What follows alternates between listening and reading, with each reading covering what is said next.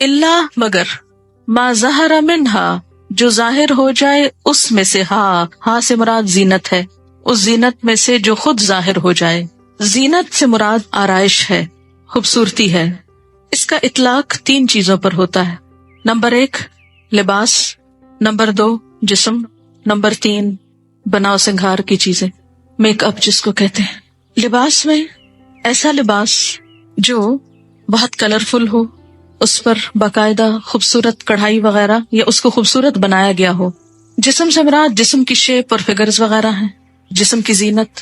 اور تیسری چیز میک اپ کی چیزیں، جن کا مقصود ہی دراصل کمی بیشی کو دور کرنا ہے اور خوبصورت بنانا ہے. میک اپ کا لفظی معنی کیا ہے؟ تلافی کرنا. شابش، کسی کمی کی تلافی کرنا. یعنی انسانی جسم میں اگر کوئی کمی ہے، کوئی خرابی ہے، مثلا چہرے کے رنگ میں یا اسکن میں یا آنکھوں کی شیپ میں، مثلا کوئی ایسی چیز ہے کہ جو خوبصورت نگاہوں کے خلاف جاتی ہے، خوبصورت آنکھوں کے، یا ہونٹوں پر کوئی ایسی چیز لگانا کہ جس سے ہونٹوں کا رنگ زیادہ نکھر جائے اور زیادہ خوبصورت نظر آئے انسان. تو یہ سب چیزیں کس میں آتی ہیں؟ میک اپ میں آتی ہیں. کہ تلافی یعنی کمی پوری کی جا رہی ہے. اور یہ کس لیے کمی پوری کی جا رہی ہے؟ تاکہ انسان خوبصورت نظر آئے، اٹریکٹیو نظر آئے. یہ میک اپ کا اصل مقصد کیا ہوتا ہے؟ خوبصورت نظر آنا، خود میں اٹریکشن پیدا کرنا. تو فرمایا کہ وَلَا يُبْدِينَ زِينَتَهُنَّ. پہلی چیز چلے ہم جسم سے لے لیتے ہیں کہ جسم میں جو خاص خوبصورتی اللہ تعالیٰ نے عورت کی رکھی، مثلا اس کا سینہ ہے، یا بعض ممالک میں عورتوں کے بٹکس جو ہیں وہ بھی حسن میں شامل ہوتے ہیں. اور ان کلچرز میں رواج ہے کہ پیڈز رکھتی ہیں خواتین اپنی بیک کے نیچے، تاکہ جس طرح بعض جگہوں پر سینے کے ابھار کے لیے سلیکونز وغیرہ کے پیڈ رکھے جاتے ہیں، اسی طرح وہ بیک کے لیے بھی پیڈنگ استعمال ہوتی ہے. ہمارے ہاں تو یہ ایک ناپسندیدہ چیز ہے، لیکن بعض کلچرز میں یہ پسندیدہ ہے. اور ایسی عورتیں زیادہ اٹریکٹیو مانی جاتی ہیں جن کے پچھلے حصے زیادہ بڑے نظر آئیں. اور ایسی چیزیں جو جسمانی حسن سے تعلق رکھتی ہیں، جسمانی اٹریکشن سے تعلق رکھتی ہیں، ان کو حد البسا چھپانے کی کوشش کرنا چاہیے. پھر اسی طرح یہ ہے کہ پھر بازو کس میں آئے؟ بازو اگرچہ ضرورت کے تحت کھولے جا سکتے ہیں، لیکن بلا ضرورت ان کو کھولنا ناپسندیدہ ہے. اور خاص طور پر علم کی مجلسوں میں. علم کی مجلس کا اپنا ایک وقار ہوتا ہے، اس میں ایسا لباس نہیں ہونا چاہیے کہ جو شارٹ ڈریس میں شامل ہو. اگرچہ عورت کے سامنے مثلاً کوہنی کھول سکتی ہے، لیکن یہ احترام اور ادب میں آ جاتا ہے. یعنی حرام میں تو نہیں کہ اگر کسی نے کھول لیا تو حرام کا ارتکاب کر رہا ہے، لیکن بہت سی چیزیں حرام میں نہ آنے کے باوجود ادب کے خلاف ہوتی ہیں. اسی طرح مثلاً شادی بیاہ کی مجلسوں میں ایسا ڈریس پہنا جا سکتا ہے کہ جو مثال کے طور پر سی تھرو بازو ہو، لیکن صرف عورتیں دیکھنے والی ہوں تو پہن سکتے ہیں، کیونکہ بازو عورت کے سامنے کھول سکتی ہے. کہ وَلَا يُبْدِينَ زِينَتَهُنَّ، اور نہ ظاہر کرے زینت اپنی. یہ ہے اصل پردہ. لوگ پوچھتے کہ پردہ کیا ہے، تو ان کے لیے جواب یہ ہے کہ پردہ زینت کو چھپانے کا نام ہے، زینت کے چھپانے کا نام. کس طریقے سے چھپائیں، کیسے چھپائیں، سب کو اللہ نے عقل دے رکھی ہے. اس کے لیے کوئی ڈریس کوڈ مقرر نہیں کیا گیا کہ ساری دنیا کی عورتیں ایک مخصوص طریقے پر ہی کچھ پہنے گی تو وہ ان کا پردہ ہوگا، اور اگر وہ طریقہ چھوڑ دیں گی تو وہ نعوذ باللہ بے پردہ کہلائیں گی. نہیں، اس میں ہر ملک کے اپنے رواج ہو سکتے ہیں، طریقہ کار ہو سکتا ہے، لیکن اصل روح مد نظر رہے گی، اور وہ ہے زینت کا چھپانا. الا ما ظہر منہا، مگر وہ جو خود ظاہر ہو جائے. مثلا اگر کسی کا جسم بھاری ہے تو جتنے چاہے کپڑے اوپر ڈال لے، وہ کہیں نہ کہیں سے دکھ جائے گا. بسا اوقات آپ گاڑی پہ چڑھ رہے ہیں، اتر رہے ہیں، چل رہے ہیں، کوئی چیز خرید رہے ہیں، یا بعض اوقات یہ ہے کہ جیسے ہاتھ ہے تو ہاتھ کے اندر کوئی مہندی لگی ہے یا کوئی زیور پہنا ہے، تو یہ اگر کچھ بھی لین دین میں استعمال ہو رہا ہے تو اس کی اٹریکشن ما ظہر منہا میں آ جاتی ہے کہ جو خود ظاہر ہو گیا. دکھانے کو نہیں آپ نے کیا، لیکن لین دین میں، کام میں وہ خود ظاہر ہو گیا ہے. مثلاً وہ حدیث آتی ہے کہ جیسے ایک عورت نے پردے کے پیچھے سے اپنا ہاتھ بڑھا کر نبی صلی اللہ علیہ وسلم کو کچھ دیا یا ان سے کچھ لینے کے لیے آگے ہاتھ بڑھایا، تو آپ صلی اللہ علیہ وسلم نے فرمایا کہ یہ کسی عورت کا ہاتھ ہے یا مرد کا، کیونکہ اس میں عورت والی کوئی نشانی نظر نہیں آتی. اشارہ تھا کہ کوئی مہندی وغیرہ یا کوئی ایسی چیز نہیں. تو بعض اوقات جب لگا لی جاتی ہے تو پھر کام بھی پڑتا ہے. مثلا دودھ والا گھر میں آیا ہے، آپ اس سے دودھ لے رہے ہیں، کوئی چیز رکھ رہے ہیں، باہر اٹھا رہے ہیں، اب گلوز پہننا تو مشکل ہے. یا اسی طرح بعض ماسیاں جو، کیونکہ اسلام کا حکم سب کے لیے ہے، بعض خواتین جو گھروں میں کام کرتی ہیں تو ان کے لیے ایسی کوئی صورت جو ہے وہ ایک مشکل صورت ہے, انہیں کام وام کرنا ہے, تو یہ ما ظہر منہا میں پھر آ جائے گی. اسی طرح اگر آپ چہرے کا باقی حسن چھپا بھی لیں تو آنکھوں سے آپ کو دیکھنا ہے, تو دیکھتے وقت اس میں نگاہوں کا جو آنکھوں میں جو حسن ہے یا اٹریکشن ہے وہ بھی زینت میں شامل ہے, لیکن اس کو ڈھانپنا بسا اوقات ناممکن ہو جاتا ہے کہ راستہ دیکھنا ہے یا کوئی چیز دیکھنا ہے, جیسے بازار وغیرہ میں اگر آپ کچھ خرید رہے ہیں تو اس کو آپ اس کا کلر پہچاننا اور بہت سی چیزیں ایک مشکل پیدا ہو جاتی ہے. تو ایسی صورت میں پھر یہ کہ آنکھوں پر اور میک اپ نہ کیا جائے یا ان کو مزید نکھارنے کا انتظام نہ کیا جائے. اسی طرح جیسے بعض اسکالرز کے نزدیک ما ظہر منہا میں ہاتھ اور چہرہ بھی آتا ہے, اگر ان کی اس رائے کو لیا جائے تو اس میں کیا ہے کہ چہرے پر پھر کوئی لپسٹک اور کوئی ایسی چیز نہ ہو جیسے کوکا وغیرہ پہن کے چمکتا ہے اور اس پر بھی کئی گانے بنے ہوئے اس کے لشکارے کے اوپر, یا کانوں میں کوئی چیز پہن کر ولا یبدین زینتہن, اور اپنی زینت کو ظاہر نہ کریں. زینت سے مراد خوبصورت چیز یا خوبصورتی جسم کی, لباس کی, اور ان دونوں کو مزید خوبصورت بنانے والی چیزوں یعنی میک اپ وغیرہ کی. ولا یبدین زینتہن, جسم کی خوبصورتی میں جسم کی سمارٹنس اور فگرز کا نمایاں کرنا ہے, کیونکہ آگے خاص طور پر کچھ حصوں کو ڈھانپنے کا حکم ہے جو عورتوں کی خوبصورتی کا ذریعہ ہوتے ہیں. لباس کو قرآن پاک میں ایک اور جگہ زینت کہا گیا ہے, اور اسی طرح دیگر اشیاء جو زینت کے لیے استعمال کی جاتی ہیں جس میں خوشبو ہے, میک اپ ہے یا زیورات وغیرہ ہیں. ولا یبدین زینتہن, اور اپنی زینت نہ دکھایا کریں, الا مگر ما ظہر منہا, جو ظاہر ہو جائے اس میں سے, یعنی جو خود نظر آ جائے. یہاں اظہر نہ نہیں, باب افعال نہیں, مزید کا نہیں, بلکہ کیا ہے مجرد کا ہے. ظاہرہ اظہرہ نہیں, ظاہرہ کا مطلب ہے جو خود ظاہر ہو جائے, اور اظہرہ کا مطلب ہے جو ظاہر کیا جائے بطور خاص. تو ایک زینت ہے جو خود ظاہر ہو جاتی, مثلاً کسی کا قد. آپ دیکھیں کہ ہمارے ہاں لمبا قد جو ہے وہ ایک خوبصورتی کی علامت ہے. اب کوئی عورت جو باہر نکلے گی لمبے قد والی, وہ اپنا قد کیسے چھپا سکتی؟ تو یہ کس میں آ گیا؟ ما ظہر منہا. اسی طرح لباس جو اندرون خانہ پہنا جاتا ہے اس کا مقصد تو ہے ہی زینت, لیکن حجاب جو اس زینت کو چھپانے کے لیے استعمال ہوتا ہے, بسا اوقات اس کے اندر بھی کچھ نہ کچھ زینت کی چیز ہو سکتی ہے جو بطور خاص زینت نہیں دی جاتی, لیکن اس کی مثلاً اچھا کپڑا ہے, صاف ستھرا ہے, استری شدہ ہے, اور اسی طرح بعض اوقات سینے کے انداز میں صفائی ہے, تو وہ اوڑھنے میں پھر ایک زینت کچھ نہ کچھ نمایاں ہو ہی جاتی ہے. اسی طرح اس کو پہننے کے باوجود بسا اوقات جسم کی کچھ شیپ معلوم ہو ہی جاتی ہے. تو یہ ایسی چیزیں ہیں کہ جن کو چھپایا نہیں جا سکتا, یہ خود ظاہر ہو رہی ہیں. یا ایسے ہی ہاتھ ہے اور اس پر اگر کوئی انگوٹھی ہے, تو یہ تمام چیزیں ما ظہر منہا ہے جن کا چھپانا ناممکن ہے, جن کو چھپایا ہی نہیں جا سکتا, یا جن کو چھپانے میں بے پناہ دقت ہے, ایک مشقت ہے. اسی طرح اگر آپ کوٹ پہنتے ہیں, گاؤنز وغیرہ جیسے پہنتے ہیں اپنے اندر کے لباس کو چھپانے کے لیے, تو اس میں آپ دیکھیں کہ اسی لیے کہا جاتا ہے کہ گاؤنز ایسے کلرز کے نہ ہو کہ جو خوشنما کلرز میں آتے ہیں, اٹریکٹیو کلرز میں, یعنی ڈل کلرز ہونے چاہیے. اب یہ ہے کہ اس کے باوجود گاؤن کا اپنا کپڑا جو ہے وہ بھی چاہے وہ ڈل کلر ہی کیوں نہ ہو, اس میں بھی ایک زینت موجود ہے, تو اب اس کو تو نہیں چھپایا جا سکتا. یا ایک چادر اوڑی ہوئی ہے تو چادر کپڑے کے اندر بھی کچھ نہ کچھ زینت ہو, اگرچہ وہ یہ تو نہیں کہ آپ کڑھائی کی چادریں لے کے باہر چل پڑے, لیکن ایک عام سادہ باوقار چادر بھی آپ لیں گے تو اس کے اندر بھی ایک زینت کی چیز بہرحال موجود ہوگی. کہ کوئی بھی عورت کا ڈریس جو ہے اس کے اندر ایک نزاکت اور نفاست تو پائی ہی جاتی ہے. پھر اسی طرح یہ ہے کہ بعض اوقات ہوا سے چادر اڑ جاتی ہے تو خود ہی ظاہر ہو گیا, آپ نے تو نہیں اس کو اڑایا, لیکن اگر آپ نے اس کو باندھا ہی نہیں اور اڑ کے کہیں اور جا پڑی ہے تو پھر آپ قصوروار ہوں گے. وَلْيَضْرِبْنَ, اور زینت کو چھپانے کے لیے کیا کریں, چاہیے کہ ڈالیں. ضرب یضرب ہوتا ہے مارنے کے لیے, لیکن آپ جانتے ہیں کہ ضرب کا لفظ کئی معنوں میں استعمال ہوتا ہے, تو مراد یہ ہے کہ ڈالیں. بخمرہن, اپنے خمار. خمر کس کی جمع ہے؟ خمار کی. یہ لفظ خمر سے نکلا ہے, خے میم رے. خمر کس کو کہتے ہیں؟ شراب کو بھی کہتے ہیں. بیسیکلی شراب کو نہیں کہتے, نشاور چیز کو کہتے ہیں. الخمر عربی میں اس کی تعریف بیان کی گئی ہے, الخمر ما خامر العقل. خمر وہ ہوتی ہے جو عقل کو ڈھانپ لیتی ہے. تو خمار کیا چیز ہے پھر؟ وہ چیز جس کے ذریعے کوئی دوسری چیز چھپ جائے. لفظی معنی ایسی چیز جس سے دوسری چیز چھپ جائے. جو کسی چیز کو ڈھانپنے کے لیے چھپانے کے لیے ہو. عرف عام میں وہ کپڑا جس سے عورت کا سر اور سینہ ڈھک جائے. عربوں کے ہاں خمار سر کے کپڑے کے لیے استعمال ہوتا تھا، جسے آپ اسکارف کہہ سکتے ہیں. مقصد کیا ہوتا ہے؟ چھپانا. خمار ایسا ہی ہے جیسے دوسرے ڈریس کے مختلف نام ہیں، مثلاً شرٹ، قمیص، شلوار. انگریزی میں کچھ اور نام ہے، ٹراؤزر ہے، ٹی شرٹ ہے، شرٹ ہے، کیپ ہوتا ہے مردوں کے لیے.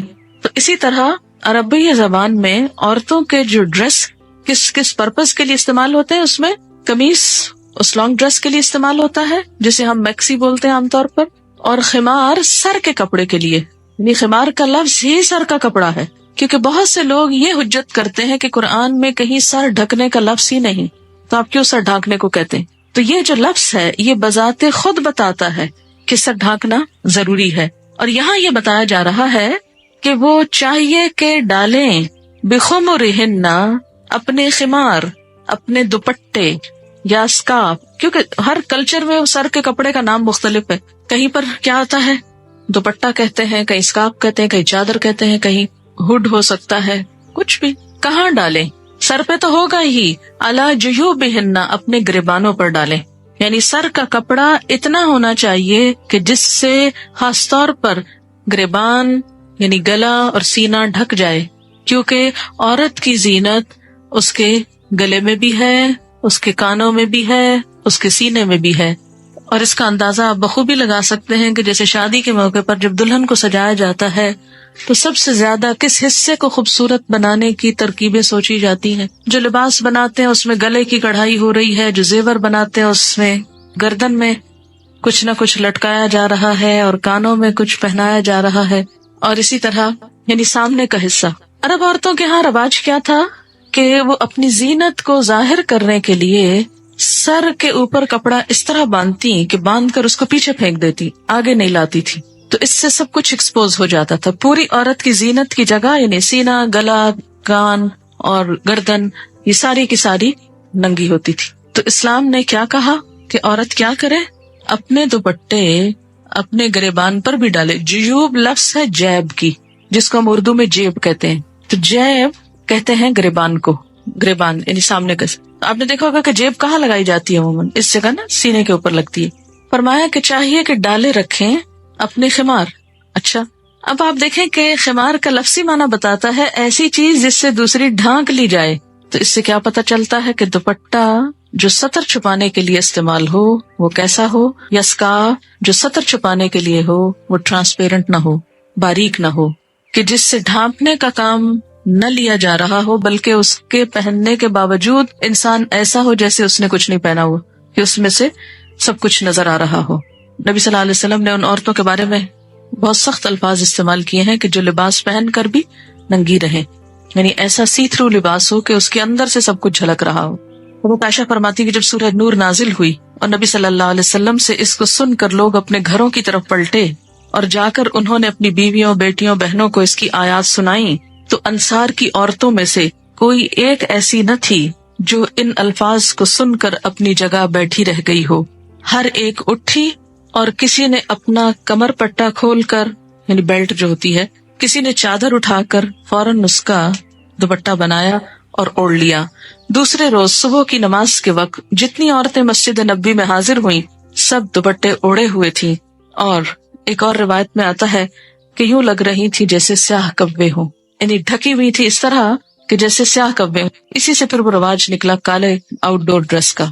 اور اس سلسلے میں حضرت عائشہ کی ایک روایت میں مزید تفصیل یہ آتی ہے کہ عورتوں نے باریک کپڑے چھوڑ کر اپنے موٹے موٹے کپڑے چھانٹے اور ان کے دوپٹے بنائے، کیونکہ چادر ایسی نہیں ہونی چاہیے یا اسکارف ایسا نہیں ہونا چاہیے کہ پھر جس کے اندر سے کچھ جھلک رہا ہو. اسی طرح ایک اور روایت میں آتا ہے کہ دہیہ کلبی کہتے ہیں، دہیہ کلبی، کہ نبی صلی اللہ علیہ وسلم کے پاس مصر کی بنی ہوئی باریک ململ قباتی آئی. آپ نے اس میں سے ایک ٹکڑا مجھے دیا اور فرمایا ایک حصہ پھاڑ کر اپنا کرتا بنا لو اور ایک حصہ اپنی بیوی کو دوپٹہ بنانے کے لیے دے دو، مگر ان سے کہنا کہ تجعل تحتہ صوبا لا یصفھا، کہ اس کے نیچے باریک دوپٹے کے نیچے ایک اور کپڑا لگا لیں تاکہ جسم کی ساخت اندر سے نہ جھلکے. اسے ابو داؤد نے کتاب اللباس میں ذکر کیا ہے، یعنی چادر ایسی ہو کہ جس کے اندر سے اندر کی ساخت چھپ جائے کہ وہ نہ نظر آئے، کیونکہ ہمارے ہاں عموماً اس کے احتیاط نہیں برتی جاتی. کہتے ہیں کہ چونکہ دوپٹے کا حکم ہے یا چادر کا تو وہ باریک ہو یا موٹا ہو یا جیسا بھی ہو، اسی لیے اگر کوئی ایسا اسکارف آپ پہن رہے ہیں یا ایسا دوپٹہ لے رہے ہیں جس کے اندر سے چھلکتا ہے تو بالوں کو مزید چھپانے کے لیے ان کو اندر سے کوئی اور کپڑا پہنے تاکہ زینت چھپ جائے، کیونکہ عورت کے بال زینت میں شامل ہیں. اسی لیے تو آپ دیکھیں کہ بال کٹوانے پر اور بالوں کی خوبصورتی کے لیے کئی قسم کے طریقے ہیں. ایک اور صحابی کہتے ہیں کہ جس دن سورت نور نازل ہوئی تو میں اتفاق سے رات کو اپنی چھت پہ گیا اور میں نے دیکھا کہ گھروں میں دیے جل رہے ہیں. تو میں نے آ کر اپنی بیوی سے پوچھا آج گھروں میں روشنی کیوں ہے؟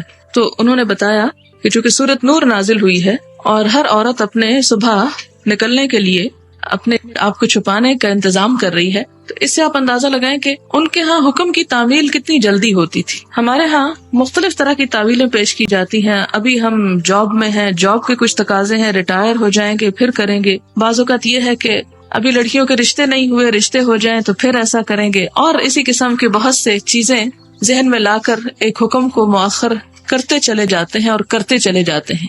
تو ایسی صورت میں جب اللہ تعالیٰ کا حکم آ جائے تو ایمان کا تقاضا یہ ہے کہ انسان پھر اس پر دیر نہ لگائے، کیونکہ کوئی پتہ نہیں کہ کب اللہ کے ہاں حاضری کا وقت آ جائے.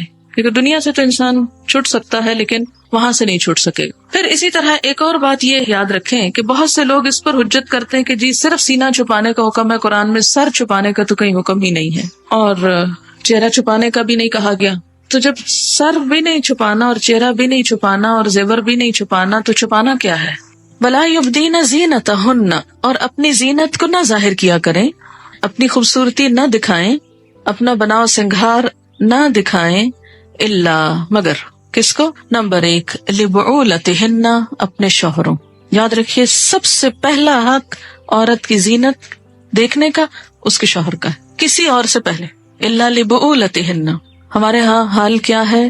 جب شوہر کے گھر آنے کا وقت ہوتا ہے تو عورت میلی کچیلی ہے، سب دن کے کام کر کے تھکی ہوئی، بال بکھرے ہوئے، کپڑے میلے اور کسی قسم کی کوئی زینت نہیں. اور اگر بچے چھوٹے ہوں تو مزید حالت خراب ہے. اور جس وقت بازار جانا ہو نامحرموں کے بیچ میں تو بالکل قرآن کے اپوزٹ پوری زینت کے ساتھ. چلیے آپ کہیں گے ہم بازار تو نہیں جاتے، لیکن ایون ہم خواتین کی محفلوں میں جاتے ہوئے بھی یا شادی بیاہ کے زیب و زینت کا اہتمام کرتے ہیں، لیکن کبھی نہیں سوچا کہ شوہر کے لیے زینت ہو. اور یہ نقطہ جب مس کرتی ہے عورت تو پھر نقصان اٹھاتی ہے، اس لیے کہ شوہر کو اپنی بیوی میں تو کوئی خوبصورتی نظر نہیں آتی، کوئی حسن نظر نہیں آتا، تو وہ پھر کہاں سے تسکین کرے؟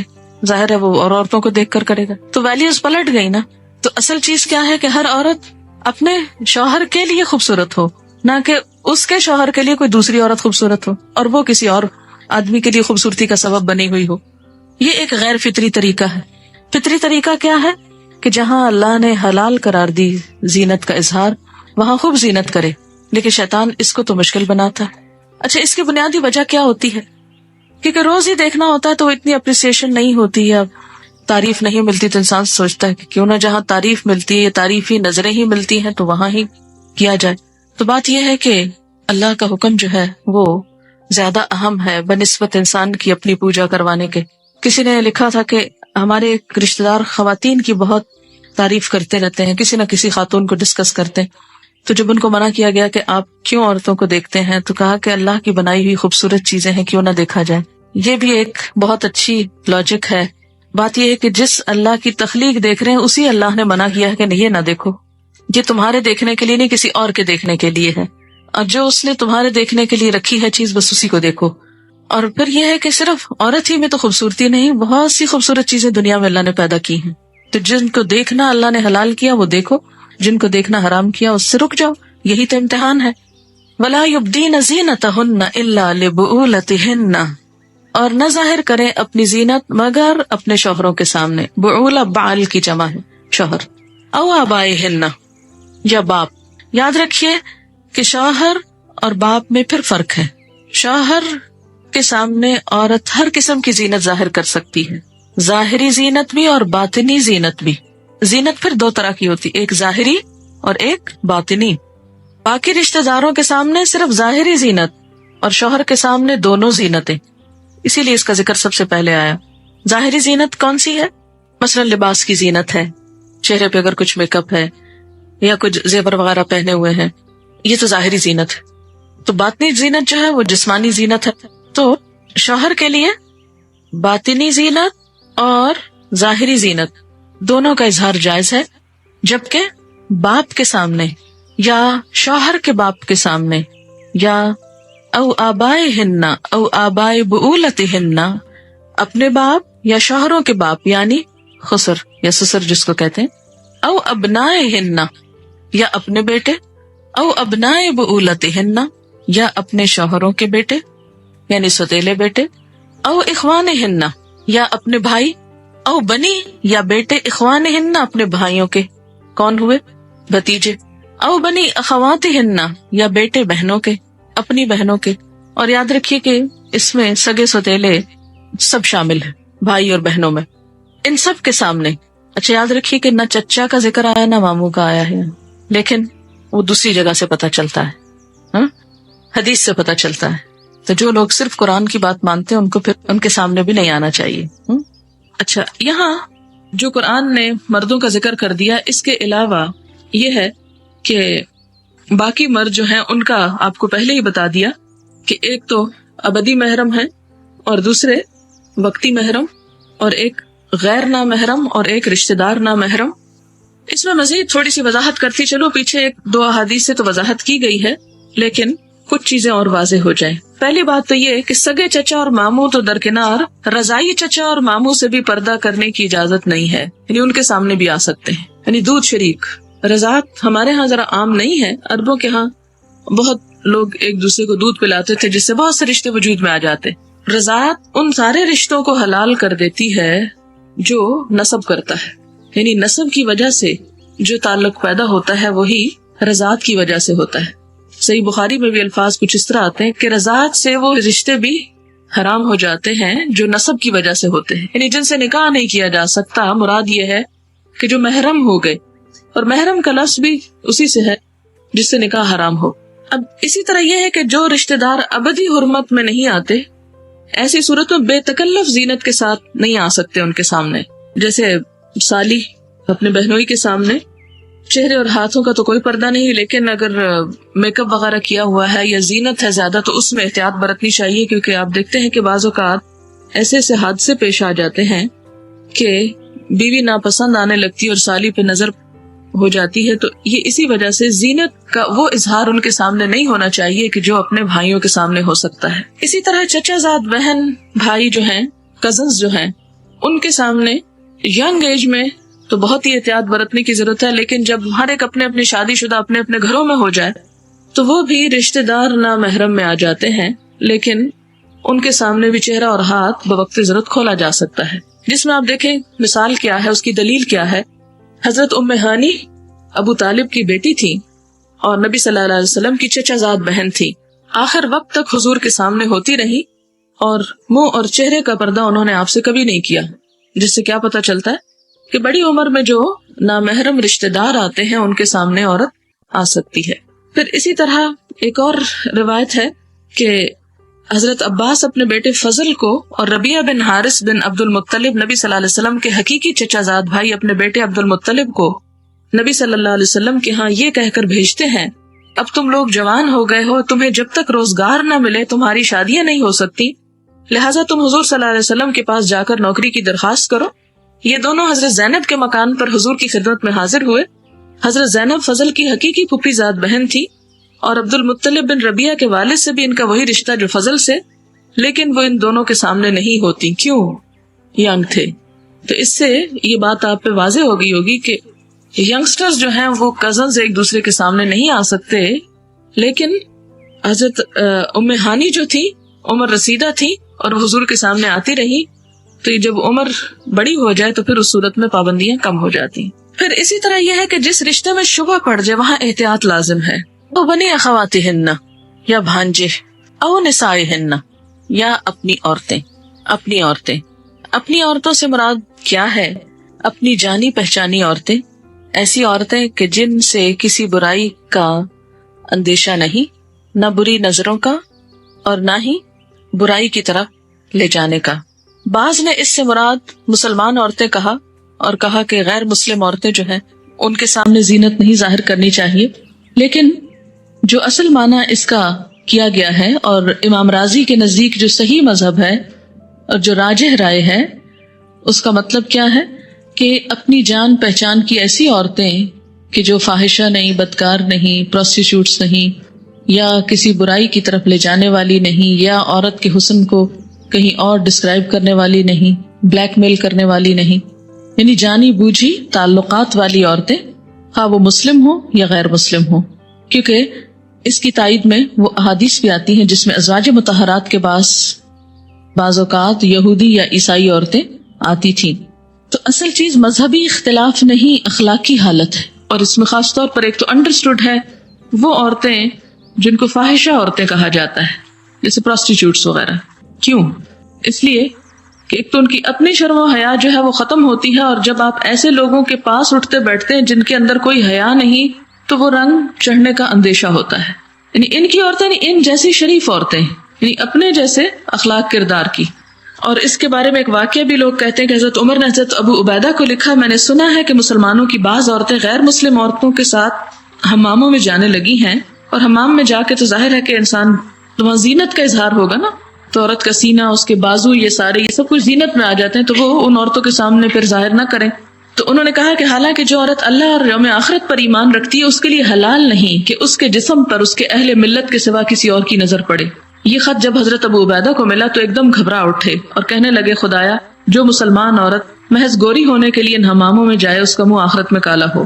تو مطلب یہ کہ انہوں نے اس کو ناپسند کیا کہ مسلمان عورتیں غیر مسلم عورتوں کے ساتھ ایسی جگہ پر اکٹھی ہوں کہ جہاں پر جسموں کی نمائش مقصود ہو۔ یعنی پھر آپ یاد رکھیں کہ جسم کی نمائش ان کے سامنے نہیں کی جا سکتی، لیکن عام روزمرہ کی ڈیلنگ اور ضروریات، یعنی یہ نہیں کہ ان سے اس طرح کا پردہ کہ جس میں بالکل مردوں سے کیا جاتا ہے، وہ چیز نہیں ہوگی۔ نساء ہنہ میں مذہبی اختلاف نہیں، اخلاقی حالت ہے۔ شریف عورتیں خواہ وہ مسلمان ہو یا نان مسلم ان کے سامنے اپنی زیب و زینت میں آ سکتے ہیں، اور اگر بے حیا عورتیں خواہ مسلمان ہی کیوں نہ ہو ان کے سامنے اپنی زینت کو نہیں کھولنا چاہیے۔ اور ان کے سامنے بھی کیا زینت؟ وہی جو باپ، بھائی، بیٹے کے سامنے ہے۔